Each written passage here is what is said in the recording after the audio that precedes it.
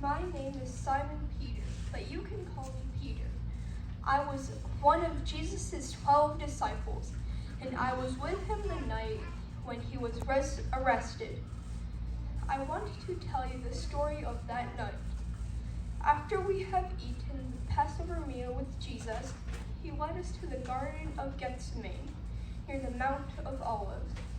This garden was such a beautiful place. We had been there together so many times. It was calm, quiet, and very peaceful. But that night was different. It was obvious something was troubling Jesus.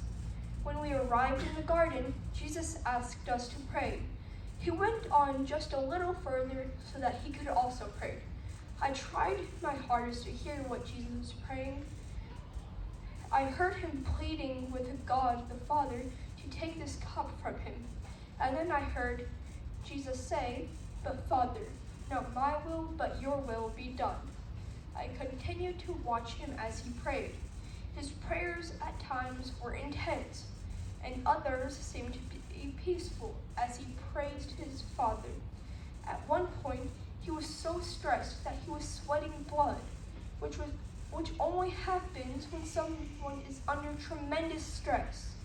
It was as if the weight of the whole world was on his shoulders. Looking back on that night, I realized that's exactly what was happening. Jesus continued to pray, but I didn't hear much more. My eyes were so heavy. I tried to stay awake, but I fell asleep.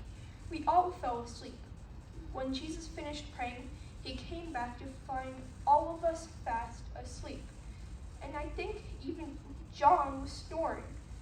Jesus told us to wake up, and we heard the sound of someone coming. I heard so many footsteps, the sounds of chains clinking, and then I saw the mob. Judas, one of our brothers, was leading them. How could he do such a thing? We had all seen Jesus do many miracles. We had learned so much from his teachings, and we all believed he was the Messiah. So how could one of our very own treat Jesus this way? I was shocked to see Judas leading the mob, and I was so angry. But I remembered that Jesus said one of us would betray him. Judas went up to Jesus and kissed him on the cheek. Then all the guards and the servants arrested Jesus. I was so scared, but I wanted to protect Jesus. I drew my sword and swung at one of the servants. He was lucky because I only caught his ear. But Jesus went to the servant, touched his ear, and healed him. Jesus commanded me to put my sword away, so I did. The mob led Jesus away. I followed them from a safe distance because I wanted to see what was going to happen to Jesus. They led him into the city where the guards began to mock him. They made fun of him and his teachings, then blindfolded him and began punching him.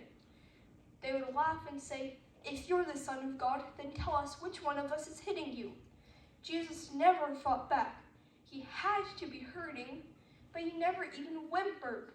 The beating went on throughout the night. I continued to watch from a distance, but the crowd of people was growing. There were 3 people that tried to say I was one of Jesus' followers. The first was a servant girl, but I told her that I didn't know Jesus. Later, another man accused me of following Jesus, but I said I am not one of his followers. About an hour later, another man said, "This man was with Jesus because he is also a Galilean." Of course I was with Jesus, but I saw what they were doing to him, and I didn't want it to happen to me. So all 3 times I said I never knew Jesus. When the rooster crowed at dawn, I realized what I had done. I denied knowing Jesus, just like he said I would. I was so ashamed, but I was just so scared. The guards continued to watch Jesus. I wasn't sure what they were going to do with him. I was scared that more people might recognize me as one of his followers. So I went to find the other disciples. I knew that they were probably hiding as well. I had no idea what was happening, But I knew that this story wasn't over yet.